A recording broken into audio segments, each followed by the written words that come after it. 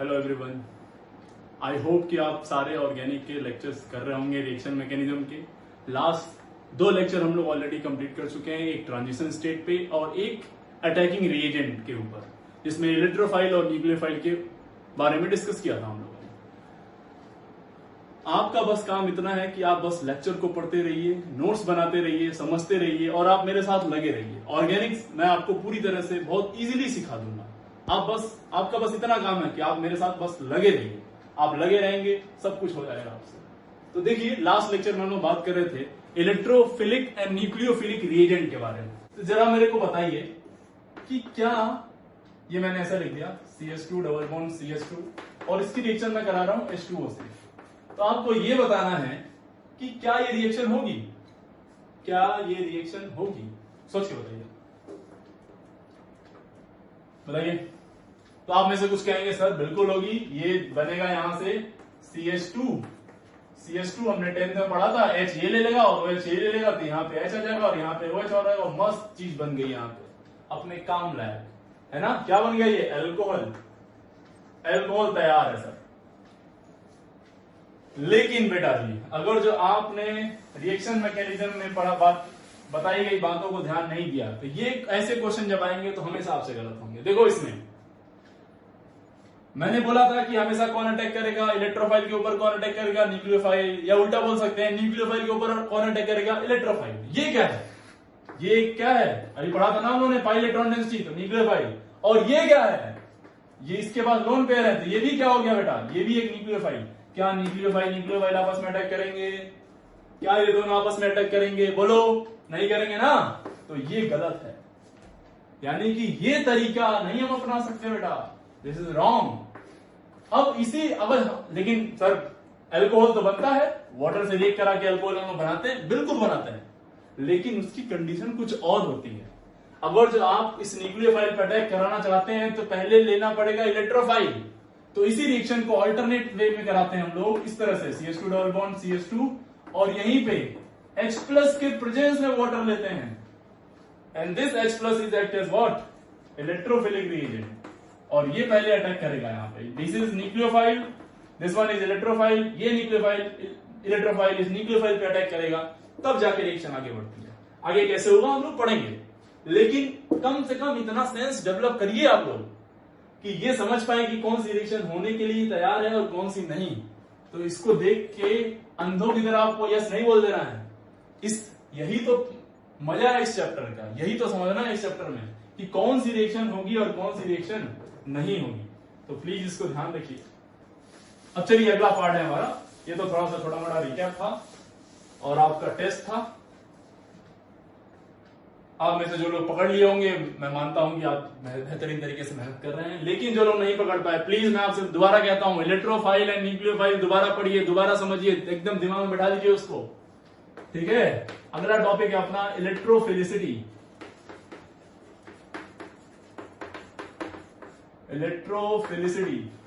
What is electrophilicity बेटा? खुद सोच के बताओ, दिमाग लगाओ, नाम से ही क्लियर है। इलेक्ट्रोफिलिसिटी क्या होगा? इलेक्ट्रोफिलिसिटी हम उसको बोलेंगे, किसी इलेक्ट्रोफाइल का काम क्या होता है? इलेक्ट्रॉन लेना। तो उस इलेक्ट्रोफाइल के इलेक्ट्रॉन को लेने की एबिलिटी को या टेंडेंसी को ही हम उसका क्या बोल देंगे? इलेक्ट्रोफिलिसिटी। यानी जितना बेहतरीन एबिलिटी टू एक्सेप्ट इलेक्ट्रॉन होगा उसके अंदर, that is the better electrophile. और बोलेंगे, क्या बोलेंगे? उसकी इलेक्ट्रोफिलिसिटी क्या होगी? उतनी बेहतरीन। ऐसे ही ये तो पहला हो गया। दूसरा, ऐसे एक नाम है क्या? न्यूक्लियोफिलिसिटी। न्यूक्लियोफिलिसिटी क्या होगा बताओ? न्यूक्लियोफिलिसिटी क्या होगा? एबिलिटी, बोलिए, ability to donate electron to, किसको डोनेट करेगा? इलेक्ट्रोफाइल को, है ना। अब जो किसी को इसको इलेक्ट्रॉन देना है तो किसको देगा भाई? जो इलेक्ट्रॉन ले सकता है उसी को तो देगा। तो वो कौन इलेक्ट्रॉन लेता है? उसका क्या नाम है? इलेक्ट्रोफाइल। तो जो आसानी से अपना इलेक्ट्रॉन डोनेट कर दे, जो जितना इजीली डोनेट करेगा अपना इलेक्ट्रॉन, वो उतना बेहतर न्यूक्लियोफाइल, यानी उसकी न्यूक्लियोफिलिसिटी उतनी शानदार। कह सकते हैं क्या? बोलो इस बात को, है ना। ठीक है, अब कुछ क्वेश्चंस आते हैं, थोड़ा सा इस पे देखते हैं, थोड़ा सा इसको और आगे बढ़ाते हैं, इसी न्यूक्लियोफिलिसिटी वाले टॉपिक को थोड़ा सा समझिएगा एक बात। ऐसे एक पॉइंट बोला मैंने, जरा इसको आप कंक्लूड करिए खुद से। मैंने बोला, सोचिए जरा इसको, मैं बोल रहा हूं negatively charge nucleophile are better than neutral. Is it true और फॉल्स? इज इट ट्रू और false? Negatively charge nucleophile are better than neutral. सोच के बताइए। अब मैं आपको एग्जांपल लिख दे देता हूं, चलो ऐसे इस तरह से OH माइनस एंड H2O, ठीक है। एक दूसरा देता हूं मैं आपको, SH माइनस एंड H2S। एक और ले लीजिए इसी में, लाइक इस तरह से NH2 माइनस एंड अमोनिया। बोलो बेहतर न्यूक्लियोफाइल कौन होगा? स्टेटमेंट लिखना है जो मैंने बोला आपको, ये सब सारी बातें लिखनी है, स्किप कुछ भी नहीं करना है।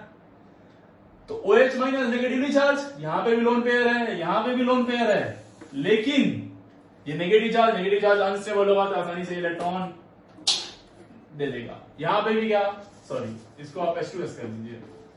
बोलो ये न्यूट्रल, ये नेगेटिव चार्ज, बौखलाया हुआ कौन है? इसकी खोपड़ी में क्या, नेगेटिव चार्ज। नेगेटिव चार्ज तो हाईली अनस्टेबल, क्या चाहेगा? कोई इलेक्ट्रॉन इसका ले ले, इसका दुख कोई हर ले।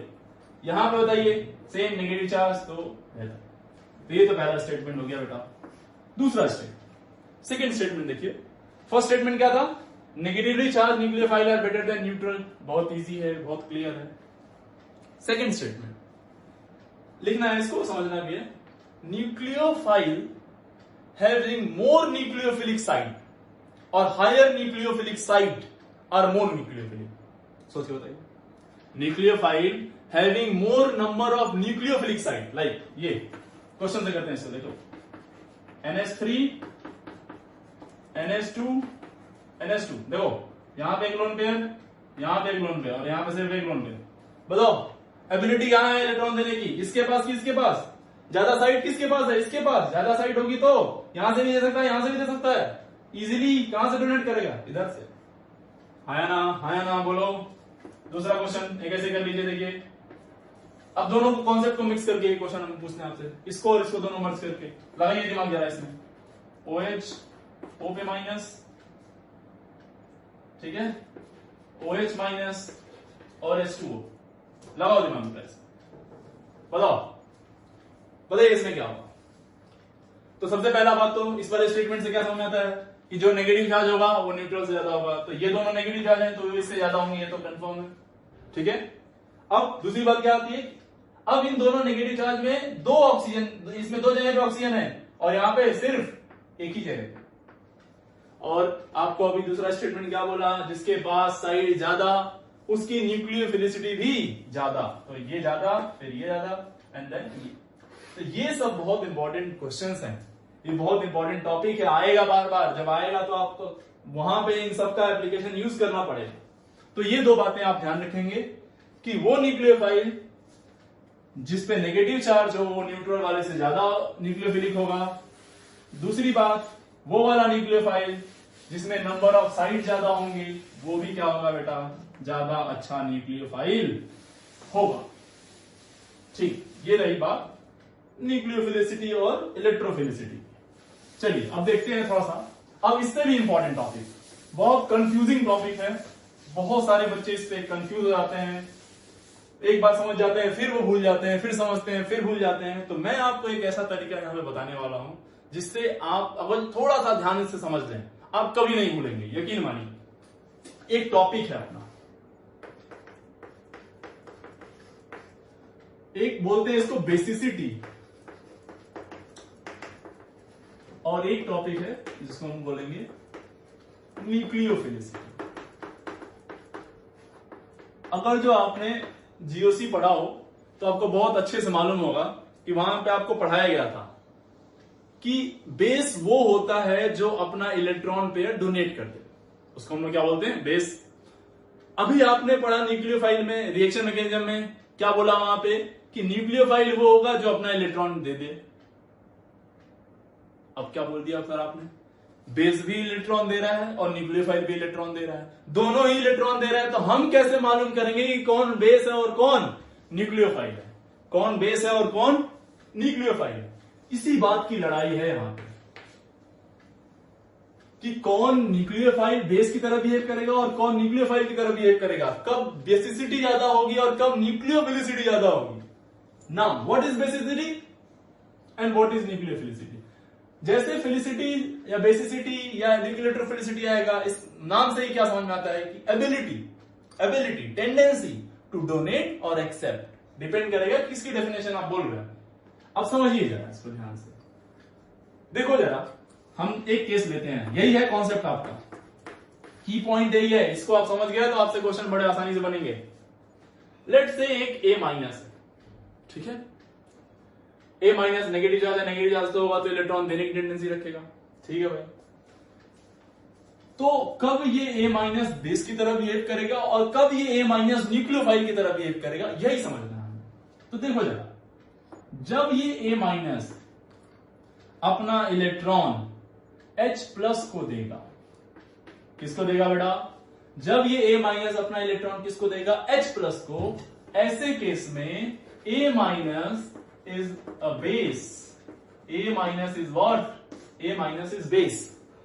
A माइनस किसकी तरह बिहेव करेगा, बेस की तरह, क्योंकि एसिड बेस रिएक्शन में क्या होता है, एसिड का H प्लस आता है और बेस का नेगेटिव वाला पार्ट, तो H प्लस और ये नेगेटिव मिलके आपका HA बनाएंगे। और ऐसे केस में जब ये A माइनस अपना इलेक्ट्रॉन H प्लस को देगा तो क्या बनेगा, बेस। A माइनस क्या होगा उस समय पे, बेस। अब केस टू में क्या बोला हमने कि देखो बेटा, अगर जो ये A माइनस अपना इलेक्ट्रॉन H प्लस के अलावा किसी को भी दे दे, अदर देन H प्लस के अलावा किसी को भी दे, तो उस समय पे जो A माइनस होगा, उस समय पे जो A माइनस होगा वो क्या कहलाएगा, A माइनस क्या कहलाएगा, A minus is a nucleophile. कब, जब ये A माइनस अपना इलेक्ट्रॉन किसको दे, अदर देन H प्लस के अलावा किसी को दे दे, यानी कि किसी इलेक्ट्रोफाइल को दे, और वो इलेक्ट्रोफाइल क्या होना चाहिए,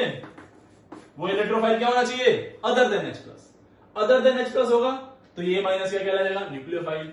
H प्लस को देगा तो ये माइनस क्या कहलाएगा, बेस। तो वेरी सिंपल डेफिनेशन, बिल्कुल क्लियर कर पा रहे हैं what is base and what is nucleophile. Base कब होगा और कब न्यूक्लियोफाइल होगा, बेस कब होगा जब H प्लस को देगा, न्यूक्लियोफाइल कब होगा जब वो किसको दे दे अपना इलेक्ट्रॉन, बोलो, अदर देन H प्लस, किसी को भी। अच्छा, यानी ऑर्गेनिक केमिस्ट्री में जब H प्लस के अलावा किसी को वो इलेक्ट्रॉन दे रहा होगा तो हम क्या बोलेंगे कि वो किसकी तरह बिहेव कर रहा है बेटा, A माइनस किसकी तरह बिहेव कर रहा है, एक न्यूक्लियोफाइल। ओके, अब ये बात तो समझ गए, चैलेंज यहां नहीं है, चैलेंज इसके आगे है। अब जब इसमें क्वेश्चन बनते हैं तब थोड़ा ये चैलेंजिंग हो जाता है। चलिए देखते हैं वो चैलेंज कैसा है। तो बेसिकली चैलेंज आपका ये है कि जब क्वेश्चन आता है तो थोड़ा सा होश अपना उड़ जाता है, क्योंकि कई बार ये दोनों अलग अलग तरीके से बिहेव करने लग जाते हैं। चलो देखो, तो जरा बात समझिएगा। अब हम देखो क्वेश्चन जब हम लोग करेंगे ना, तो यहां पे एक बात, कॉन्सेप्ट बहुत क्लियर होना चाहिए, नहीं तो क्वेश्चन फंस जाएगा आपसे। और यही एक दिक्कत भी है, कॉन्सेप्ट ना क्लियर होने की वजह से ही एक टॉपिक के क्वेश्चन नहीं बनते, और ये है टॉपिक बहुत इंपॉर्टेंट। तो देखो कैसे हम लोग मालूम करेंगे बेसिसिटी का ऑर्डर और न्यूक्लियोफिलिसिटी का ऑर्डर। बेसिसिटी का ऑर्डर बेटा और क्या, ध्यान सुनना इसको, न्यूक्लियोफिलिसिटी का ऑर्डर। तो देखो जब हमें बेसिसिटी चेक करनी होगी ना, बेसिसिटी चेक करनी होगी, और जब हमें न्यूक्लियोफिलिसिटी चेक करनी होगी, यानी यहां पे लेट से कोई एक इलेक्ट्रोफाइल ले लेते हैं, जब हमें यहां पे क्या चेक करनी होगी, न्यूक्लियोफिलिसिटी। तो चेक कैसे करेंगे, इट्स अ ट्रिक, चेक कैसे करेंगे ये समझना है आपको। तो देखो जब हमें मालूम करना होगा कि ये बेस की तरह बिहेव कर रहा है, तो ये इलेक्ट्रॉन किसको देगा, H प्लस को। जब हमें मालूम करना होगा कि ये न्यूक्लियोफाइल की तरह बिहेव कर रहा है, तब ये किसको इलेक्ट्रॉन देगा, अपना इलेक्ट्रोफाइल को, other than H plus. Okay, तो देखो कैसे, ध्यान सुनना इसको कैसे करेंगे। जब बेटा आपको बेसिसिटी चेक करनी होगी, तब ऐसे केस में आप H प्लस का अटैक इसके ऊपर करा के चेक करेंगे। क्या, मेरी बात ध्यान सुनिए, जब आपको क्या करना है, बेसिसिटी चेक करना है, तो इस H+ का अटैक इस पे करा के चेक करना है कि ये कितना इजीली इससे इलेक्ट्रॉन ले लेता है। मींस छीनने कौन जा रहा है इलेक्ट्रॉन, ये H+ जाएगा और देखेगा इलेक्ट्रॉन, जहां पे इलेक्ट्रॉन ज्यादा होगा उसको धर लेगा, और जितना इजीली कैप्चर करेगा उसको, उतना बेहतरीन वो क्या होगा, बेस, उतना बेहतरीन क्या होगा, बेस। यानी कि अब ये H+ कब अटैक करेगा इसके ऊपर, किस केस में ये H+ बेहतरीन तरीके से इस पर अटैक करेगा, सोचो खुद। जब इस A- के पास क्या हो, इस A- के पास क्या हो, इलेक्ट्रॉन डेंसिटी ज्यादा हो, क्या हो, electron, more electron dense, more electron, जितना ज्यादा इलेक्ट्रॉन डेंस होगा उतना बेहतर क्या होगा, बोलो यार, उतना बेहतर ये क्या होगा, उतना आसानी से इस पर अटैक करेगा, और जितना इजीली अटैक करेगा उतना बढ़िया वो बेस। तो बेस को कैसे चेक करेंगे, H+ का अटैक करा के, कंफर्म। न्यूक्लियोफिलिसिटी कैसे चेक करेंगे, बहुत ध्यान से, बहुत ध्यान से। न्यूक्लियोफिलिसिटी में E+ का अटैक करा के नहीं चेक करेंगे, हम न्यूक्लियोफिलिसिटी में न्यूक्लियोफाइल का अटैक करा के चेक करेंगे, इसके ऊपर, इलेक्ट्रोफाइल के ऊपर, कि ये कितना आसानी से अपना इलेक्ट्रॉन देने के लिए तैयार है किसी को, ये कितना इजीली जा रहा है इलेक्ट्रॉन देने। यानी कि इसकी एबिलिटी की बात करेंगे, इलेक्ट्रॉन देने की एबिलिटी, खुद जाएगा इलेक्ट्रॉन देने, लो भाई ले जाओ, और यहां पे ये देने नहीं जा रहा है, ये खुद आके इससे इलेक्ट्रॉन छीन रहा है। तो दोनों में अंतर है। जिस बच्चे को ये अंतर समझ में आ गया उससे सवाल कभी गलत नहीं होगा, सारे क्वेश्चन आप बड़े इजीली टैकल कर पाएंगे। लेकिन जो कंफ्यूज हैं इन अंतर में ही, उन्हीं बच्चों से डाउट होता है। तो पहले ये अंतर को ही क्लियर कर लीजिए कि बेसिसिटी क्या, और यहां पे ये देने नहीं जा रहा है, ये खुद आके इससे इलेक्ट्रॉन छीन रहा है। तो दोनों में अंतर है। जिस बच्चे को ये अंतर समझ में आ गया उससे सवाल कभी गलत नहीं होगा, सारे क्वेश्चन आप बड़े इजीली टैकल कर पाएंगे। लेकिन जो कंफ्यूज हैं इन अंतर में ही, उन्हीं बच्चों से डाउट होता है। तो पहले ये अंतर को ही क्लियर कर लीजिए कि बेसिसिटी कब होगी और न्यूक्लियोफिलिसिटी कैसे चेक करेंगे, ये बात समझ में आना चाहिए। बेसिसिटी कैसे चेक करेंगे, H+ का अटैक करा के, न्यूक्लियोफिलिसिटी कैसे करेंगे, और देखो इस A- का अटैक करा के ये कब अपना इलेक्ट्रॉन इजीली देगा, बोलो। न्यूक्लियोफिलिसिटी कब ज्यादा होगी, बोलो, जब अवेलेबिलिटी ज्यादा हो। क्या हो, अवेलेबिलिटी ऑफ इलेक्ट्रॉन, जितना ज्यादा होगा अवेलेबिलिटी ऑफ इलेक्ट्रॉन, वो उतना बेहतरीन क्या होगा, न्यूक्लियोफाइल, उतना बेहतरीन क्या होगा बेटा, न्यूक्लियोफाइल। बेस कब वो बेहतरीन होगा, बेस कब बेहतरीन होगा, जब इसके पास इलेक्ट्रॉन डेंसिटी ज्यादा होगी, जब इसके पास क्या होगी, इलेक्ट्रॉन डेंसिटी ज्यादा। तो चलिए सीधे मूव करते हैं क्वेश्चन की तरफ, और सबसे पहला पॉइंट उठाते हैं हम लोग इस पार्ट का, कि अगर जो एटम, सी मैं एक क्वेश्चन देता हूं, क्वेश्चन के फॉर्म में हम लोग उसको सॉल्व करते हैं। देखिए एक क्वेश्चन है CH3-, सेम पीरियड के एलिमेंट लेते हैं, कार्बन के बाद आता है नाइट्रोजन, तो NH2-, फिर ऑक्सीजन आता है, और फिर फ्लोरीन आता है। ये लोग कहां से बिलोंग करते हैं भाई, ये लोग सेम पीरियड के एलिमेंट है, सेम पीरियड के क्या है बेटा, एलिमेंट। ये लोग कहां से बिलोंग करते हैं, सेम पीरियड, यानी एक ही फ्लोर, एक बिल्डिंग है तो उस बिल्डिंग में एक ही फ्लोर पे सभी लोग रहते हैं, ठीक। सेम पीरियड में होने की वजह से इनकी साइज जो होती है वो ऑलमोस्ट सेम होती है, क्योंकि सबके सब कहां से बिलोंग कर रहे हैं, सेकंड शेल से, सेकंड पीरियड से। सेकंड पीरियड में कौन सा शेल होता है, first shell and second shell, दो सेल होती है, सेकंड सेल मैक्सिमम होती है, और सेकंड सेल होगी तो साइज ऑलमोस्ट सेम मानते हैं हम लोग, size almost same, size almost क्या होगी इनकी, सेम होगी, कंफर्म है, क्योंकि सेकंड पीरियड ये है इनका सबका। अच्छा चलो भाई बात समझ में आ गई। पहले हम इसके बारे में स्टडी कर रहे हैं, हम बाद में चेक करेंगे कि ये कौन होगा ये कौन है। पहले हम क्वेश्चन आया, अब इसको थोड़ा जनरलाइज कर लेते हैं, एनालिसिस कर लेते हैं कि भाई ये सारे एलिमेंट कहां के हैं, सेम पीरियड के। सेम पीरियड के होने की वजह से इनकी साइज लगभग क्या होगी, सेम होगी, ओके। यानी कि ऐसा बोले हम लोग, अगर जो एक बिल्डिंग है उस बिल्डिंग में कई सारे फ्लोर है, और उस फ्लोर पे एक फ्लोर की बात कर रहे हैं, वहां पे एक फ्लोर की बात कर रहे हैं हम लोग पर्टिकुलर, उस फ्लोर में अलग अलग कमरे हैं, लेकिन उन कमरों की साइज क्या हम बोल रहे हैं, उन कमरों की साइज क्या है, सेम है, उन कमरों की साइज क्या है? सेम। अच्छा, उस कमरे में खजाना रखा हुआ है ना, और वो खजाना क्या है भाई? इलेक्ट्रॉन। वो खजाना क्या है? ये इलेक्ट्रॉन। ये इलेक्ट्रॉन वो खजाने हैं। अच्छा, एक बात समझिएगा, इसका भी ऑक्टेट कंप्लीट है 8 इलेक्ट्रॉन, इसके पास भी, इसका भी ऑक्टेट कंप्लीट है 8, इसके पास भी 8, इसके पास भी, सबके पास खजाने सेम है ना? सबके पास खजाना क्या है बेटा? सेम। अब हमें क्या करना है? अब हम आते हैं इसके ऊपर, अब चेक करते हैं बेसिसिटी। तो बेसिसिटी के लिए क्या बोला था बेटा मैंने? H प्लस किसके ऊपर इजी अटैक करेगा? बोलो, H प्लस किसके ऊपर इजी अटैक करेगा? जहां पे उसको इलेक्ट्रॉन ज्यादा दिखेंगे, मतलब। अच्छा, अब देखो, अब H प्लस चाहता है चोरी करना। चोरी क्या करना चाहता है? इनके इलेक्ट्रॉन को। तो इनको बोला भाई हम आएंगे और तुम सबका इलेक्ट्रॉन एक दिन लेके निकल लेंगे। सब तैयार थे, सब अपना इलेक्ट्रॉन पकड़ के बैठे हुए थे कि नहीं, एक दिन H प्लस आएगा और हमसे इलेक्ट्रॉन उड़ा ले जाएगा। इसके लिए सब तैयार थे, लेकिन आप सोचिए, क्या सब बराबर तैयार होंगे? क्या सबकी पावर सेम है अपने खजाने को पकड़ के रखने के लिए, अपने इलेक्ट्रॉन को पकड़ के रखने के लिए? नहीं बेटा, हमें मालूम है कि लेफ्ट टू राइट इलेक्ट्रोनेगेटिविटी क्या होती है? इंक्रीज। इलेक्ट्रोनेगेटिविटी इंक्रीज होगी तो इलेक्ट्रॉन को होल्ड करने की कैपेसिटी, पावर, वो भी क्या होगी? इंक्रीज होगी। यानी कि F माइनस, आपको अच्छे से मालूम होना चाहिए कि F माइनस इलेक्ट्रोनेगेटिविटी के खानदान का सबसे खतरनाक इलेक्ट्रोनेगेटिव एटम है। ये बहुत तेजी से इलेक्ट्रॉन को पकड़ के रखा होगा आपने, यानी अपने खजाने को ये पकड़ के रखा होगा। H प्लस आएगा जब इसके पास, और जब H प्लस आएगा और इन सबको देखेगा एक एक बार, तो सबसे ज्यादा इलेक्ट्रोनेगेटिविटी किसकी? इसकी। तो क्या इसके ऊपर आसानी से अटैक करेगा? आया, इससे पूछा, हाँ भाई यार क्या हाल चाल? बोला ठीक है, लेकिन मेरा इलेक्ट्रॉन बहुत बिजी है, मैं नहीं दे सकता तुमको। बोला ठीक है भाई, तुम्हारे पास छोड़ो, हम यहां आते हैं।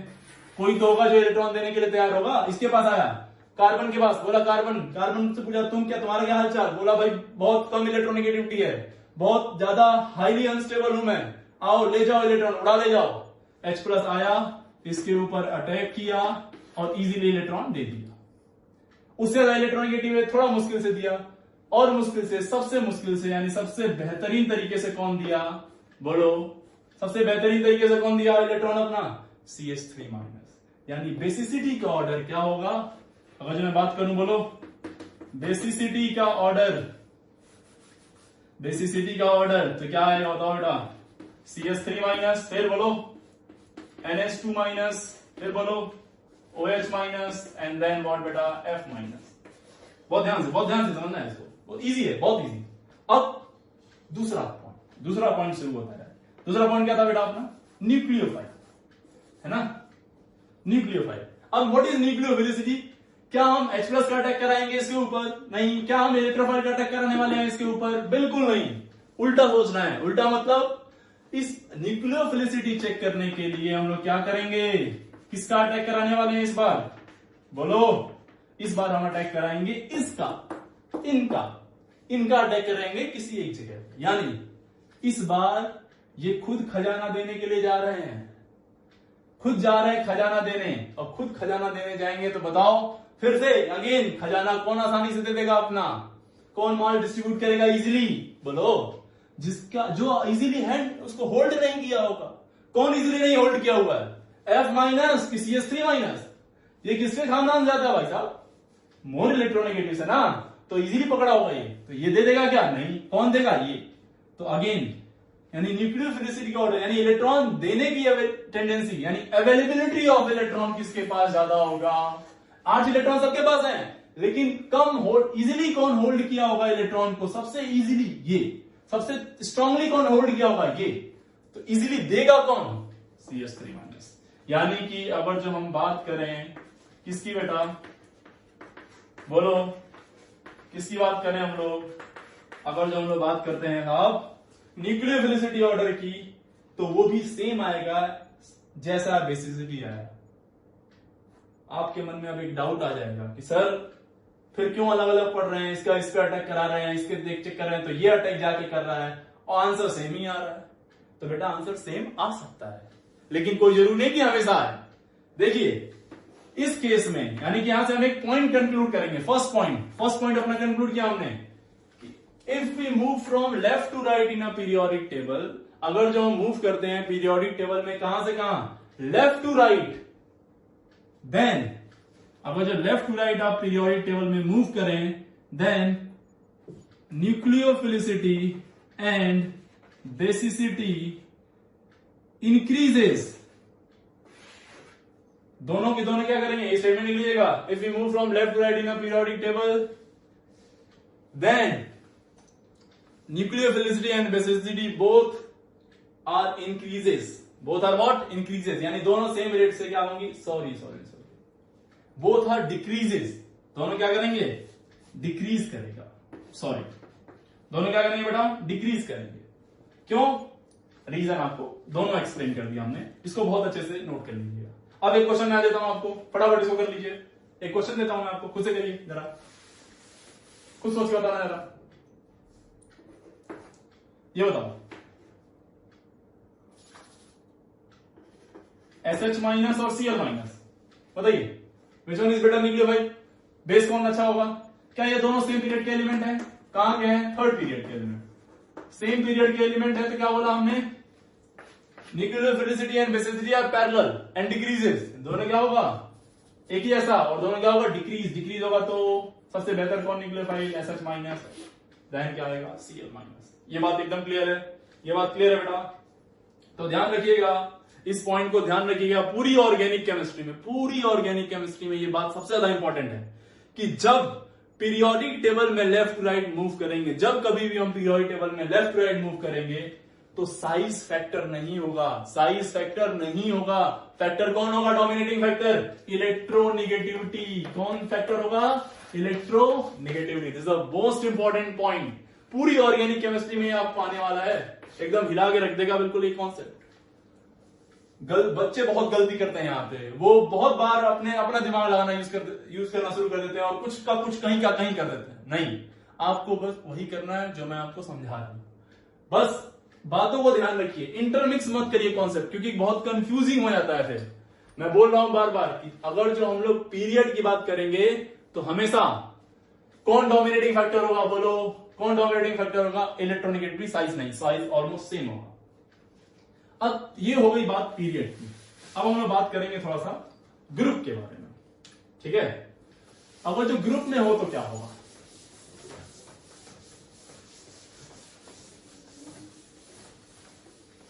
तो second case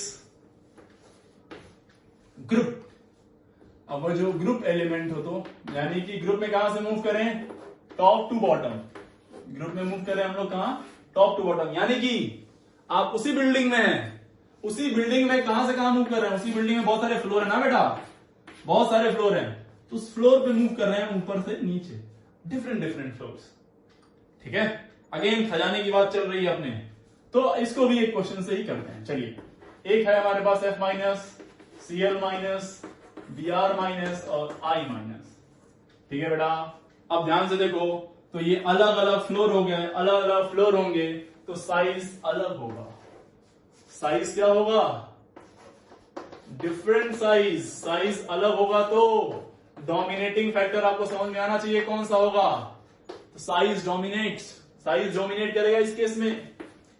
F minus, Cl minus, Br minus I, इसमें कितने शेल हैं, 2, इसमें 3, इसमें 4, इसमें 5, फिफ्थ शेल। 2 से 5 बहुत ज्यादा डिफरेंस है बेटा। अगर जो किसी की साइज 2 तक यहीं तक आ रही है तो 3 यहां तक आएगी, 4 यहां तक, 5 यहां तक, बहुत दूर हो जाएगा।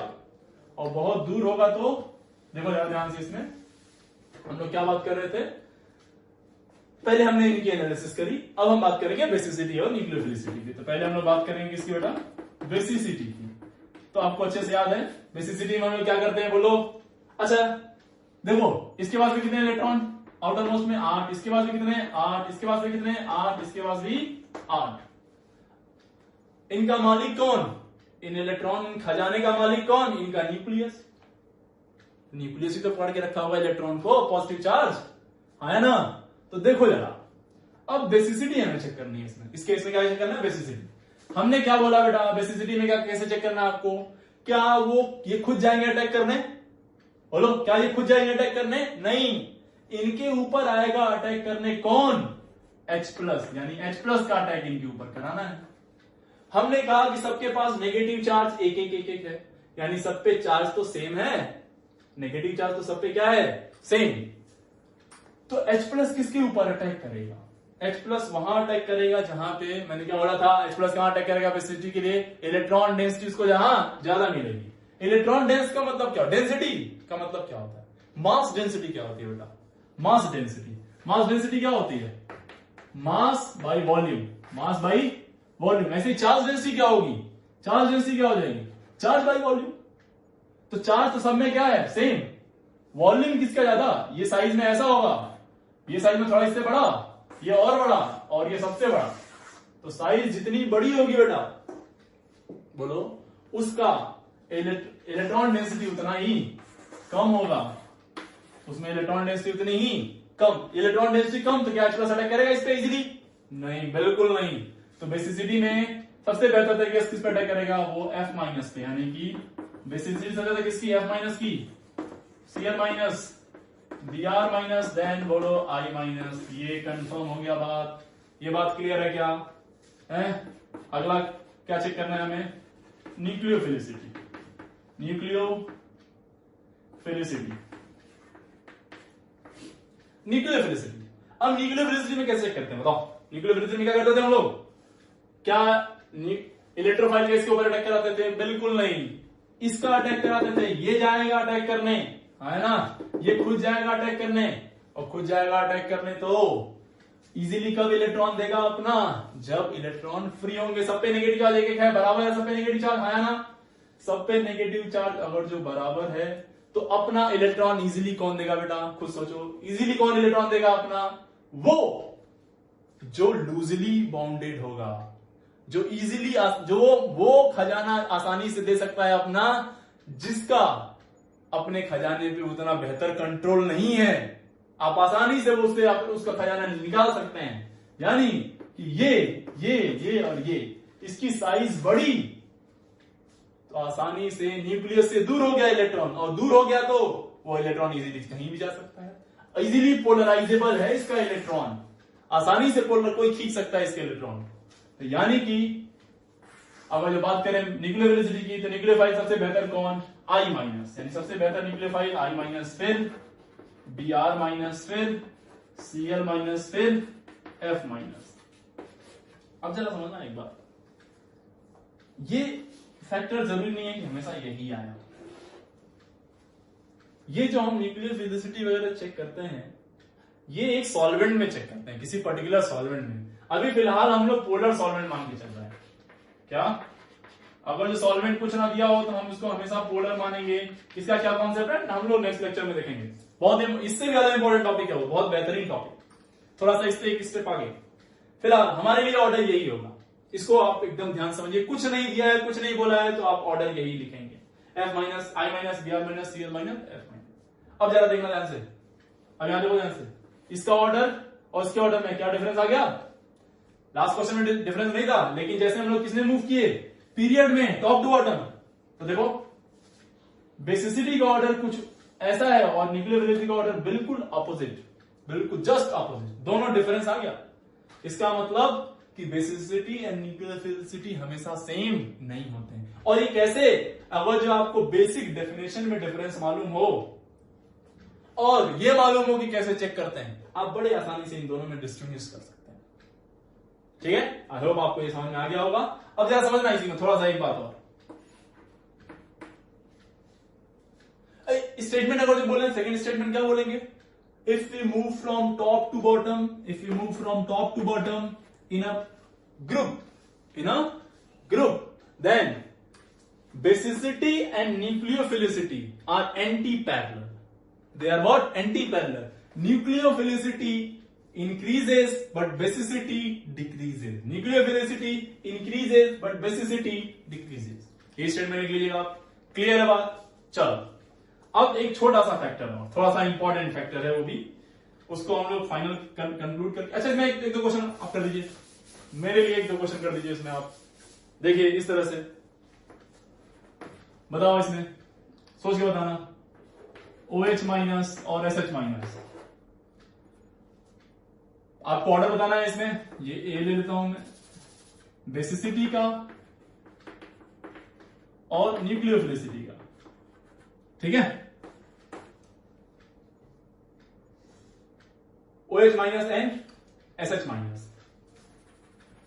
चलो क्या जाएगा, बेसिसिटी का ऑर्डर क्या आ जाएगा, बेसिसिटी का ऑर्डर क्या होगा, बेहतर बेस कौन, बेसिसिटी क्या होती है ऊपर से नीचे बताओ, घटती है ना, घटेगी तो सबसे अच्छा बेस कौन, OH माइनस। न्यूक्लियोफिलिसिटी की बात करें तो न्यूक्लियोफाइल कौन बेहतर, SH माइनस। साइज है ना, क्लियर है, क्लियर है बेटा। चलो तो अब इसमें आगे बढ़ते हैं हम थोड़ा सा। अब तीसरा फैक्टर कौन सा है, देखिएगा ध्यान से, third factor, third important factor, steric hindrance. बहुत बेहतरीन कॉन्सेप्ट, बहुत बार आप जो ये कॉन्सेप्ट सोचे हैं ये काम ही नहीं करेगा, काम नहीं करेगा। क्यों नहीं काम करेगा, तो उसके लिए आपको ये समझना है, इस पॉइंट को समझिए ध्यान से, what is steric hindrance, what is steric factor. तो इसको भी एक क्वेश्चन से ही समझते हैं। सी मान लो एक बार ऐसा है, CH3 OP minus, CH3 CH2 OP minus, CH3 CH3 CH OP minus, C CH3 CH3 CH3 OP minus. समझना, बहुत ध्यान समझना है इस बात को। आपको चीज मालूम है कि ये प्लस आई ग्रुप होता है, इलेक्ट्रॉन बढ़ाएगा यहाँ पे, एकदम सही बात। ये और ज्यादा बढ़ाएगा, ये और भयंकर बढ़ाएगा, और ये सबसे भयंकर बढ़ाएगा। यानी अवेलेबिलिटी की बात करें तो सबसे ज्यादा अवेलेबल इलेक्ट्रॉन कहां पे हैं, इसको चलो बोल देते हैं A, B, C and D। और सबसे पहले हम लोग चेक करेंगे बेसिसिटी। बेसिसिटी बेटा बताओ, सबसे ज्यादा अवेलेबिलिटी किसके पास है इलेक्ट्रॉन की, इसके पास, इसके पास, इसके पास, इसके पास, ऑब्वियसली इसके पास। सब तरफ से इलेक्ट्रॉन आ रहे हैं, हर तरफ से इलेक्ट्रॉन आ रहे हैं, हर तरफ से इलेक्ट्रॉन आएंगे तो यहाँ पे एक्सेस होगा इलेक्ट्रॉन का, एक्सेस ज्यादा होगा तो H प्लस अब कहां अटैक करेगा, डोनर साइड क्या है, same. If the donor side is same, if the donor side is same, ऐसे केस में हम लोग क्या चेक करेंगे कि किस डोनर साइड के पास अवेलेबिलिटी, इलेक्ट्रॉन डेंसिटी ज्यादा है। तो इलेक्ट्रॉन डेंसिटी किसे हो जाता है, बेस के लिए H प्लस का अटैक कराएंगे ना हम लोग, तो किस पे जाता है, इस वाले पे। यानी कि बेसिसिटी का ऑर्डर क्या हो जाएगा बताओ, DCBA। H plus is very small in size, आसानी से अटैक कर सकता है इनके ऊपर, लेकिन जब हम बात करेंगे लल्ला न्यूक्लियोफिलिसिटी की, इसकी न्यूक्लियोफिलिसिटी बहुत मजेदार टॉपिक है, जरा समझिएगा न्यूक्लियोफिलिसिटी। तो देखो जब बेसिसिटी की बात कर रहे थे तो H प्लस आगे अटैक कर रहा था यहां पे, लेकिन अब हम बात कर रहे हैं न्यूक्लियोफिलिसिटी की। और न्यूक्लियोफिलिसिटी हमने क्या बोला था, कौन अटैक करेगा, ये खुद जाके अटैक करेगा। ये न्यूक्लियोफाइल खुद ही जाके कहीं पे अटैक कर रहा है, और जब कहीं खुद जाके अटैक करेगा तो एक बात का ध्यान रखना पड़ेगा। जैसे मान लीजिए कि ये नेगेटिव चार्ज है और यहां पे कहीं अटैक करने वाला है, ये इस तरह से, और ये पॉजिटिव चार्ज है। कोई न्यूक्लियोफाइल इस जगह पे आके अटैक करने वाला है, इस जगह पे आके अटैक कब करेगा बताओ। पहले तो क्राइटेरिया फुलफिल होनी चाहिए। दूसरी बात, ये अटैक तभी यहां पे आसानी से कर पाएगा जब इसकी साइज छोटी होगी, स्मॉल इन साइज। ये क्या होना चाहिए, स्मॉल इन साइज। अगर जो साइज में स्मॉल नहीं है तो देखो यहां पे भी कुछ ग्रुप लगे होंगे, यहां ये ग्रुप होगा, ये भी एक बड़ा होगा, तो जब इसके ऊपर आएगा अटैक करने तो एक क्राउडिंग मिलेगी, और क्राउडिंग मिलेगी तो ये इजीली अटैक इसके ऊपर नहीं कर पाएगा। इजीली अटैक इसके ऊपर बोलो यार नहीं कर पाएगा। यानी कि या तो अटैक करने वाला छोटा हो या फिर जिस पे अटैक हो रहा है वो छोटा हो। और ऐसे केस में सिर्फ हाइड्रोजन वाला ही सीन सेट हुआ था, लेकिन यहां पे क्या है, स्टेरिक क्राउडिंग। दो इसके पास इलेक्ट्रॉन बहुत ज्यादा है, इलेक्ट्रॉन डेंसिटी ज्यादा है, अवेलेबिलिटी भी ज्यादा है। अभी तो न्यूक्लियोफिलिसिटी के लिए बात यही कर रहे थे, अवेलेबिलिटी जिसके पास ज्यादा, अवेलेबिलिटी ज्यादा तो है, लेकिन ये अटैक नहीं करेगा उतना आसानी से। क्यों? क्योंकि अटैक करना ही एकमात्र क्राइटेरिया नहीं है। अटैक का ईज कहां पे होगा, आसानी से कहां अटैक करेगा। क्या ये इजीली अटैक करेगा? बिल्कुल नहीं। कौन अटैक करेगा? ये। तो यहां पे आंसर बदल जाएगा A, B, C और D। क्लियर है बात? तो ये बातें हैं, इन दोनों बातों को बहुत ध्यान से अपने दिमाग में सेट कर लीजिए। तो 3 फैक्टर आए, एक ग्रुप की बात करेंगे, पीरियड की बात करेंगे तो साइज सेम होगा, इलेक्ट्रोनेगेटिविटी डोमिनेट करेगा। उस केस में nucleophilicity and basicity both are decreasing and parallel. अगर हम बात करते हैं न्यूक्लियोफिलिसिटी की, इस केस में ग्रुप में बात करें तो टॉप टू बॉटम जब मूव करेंगे तो दोनों basicity and nucleophilicity are opposite to each other. Nucleophilicity increases, basicity decreases. और तीसरा फैक्टर है स्टेरिक फैक्टर। स्टेरिक क्राउडिंग यहां ज्यादा होगी, भले ही उसके पास अवेलेबिलिटी इलेक्ट्रॉन ज्यादा हो, लेकिन उसका न्यूक्लियोफिलिसिटी कम होगा बिकॉज ऑफ स्टेरिक क्राउडिंग। यानी कि हम लोग क्या बोल सकते हैं, न्यूक्लियोफिलिसिटी का एक ऐसे कंक्लूड कर सकते हैं क्या, बोलो, न्यूक्लियोफिलिसिटी, ध्यान रखना यहां पे डोनर साइड सेम है, सभी अप्लाई कर रहे हैं हम लोग। Nucleophilicity is inversely proportional to steric hindrance. Nucleophilicity is inversely proportional to what, steric hindrance. ठीक है, आई होप आपको ये टॉपिक समझ में आ गया होगा। इसके मैं क्वेश्चन धीरे धीरे आपसे कराऊंगा। फिलहाल अभी हम लोग थोड़ा थ्योरी पार्ट चल रहा है, लेकिन बहुत इंपॉर्टेंट पार्ट है। ये सब के क्वेश्चन आएंगे, सब कंपैरिजन आएगा, तो वहां पे आप तैयार रहेंगे। ठीक है, आज के लिए इतना रहने देते हैं इस क्लास में। Next class is much more important than this one, क्योंकि वहां पे एक स्टेप और आगे बढ़ेंगे। उसमें हम लोग जानेंगे कि इस न्यूक्लियोफाइल का एक क्वेश्चन मैंने दिया था बीच में, बोला था इसको आगे डिस्कस करेंगे।